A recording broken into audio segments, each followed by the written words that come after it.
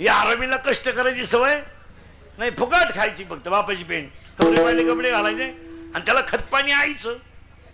आईच सगळ्या टोळीची मुकदम आहे. आई मध्ये लय खोडी. पोरग दारू पेलं बाप हाणायला लागला का आलंच मधी. हाणू नका, आपल्याला काही लय नाही, एकच आणि ते काही कायम पेत नाही, इतकी शहाणी. आणि वरून पोराला म्हणती त्यांचं ऐकू नको, त्यांचं ऐकू नको, तो पहिल्यापासून तसाच आहे. मी म्हणून राहिले नाही तर दुसरी राहिली. तुका नाही उलातली कुठं त्याने केली असती दुसरी. उलट पोराला बाप, पोराला हाणीत असेल ना बाप, आपण थांबायचं नाही तिथं, निवांत होऊ द्या कार्यक्रम, काय फरक पडला.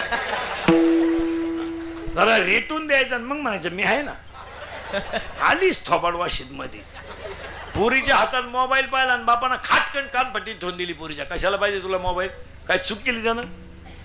आलीच, दम नाही काढीत, आलीच. असावा प्रसंगाला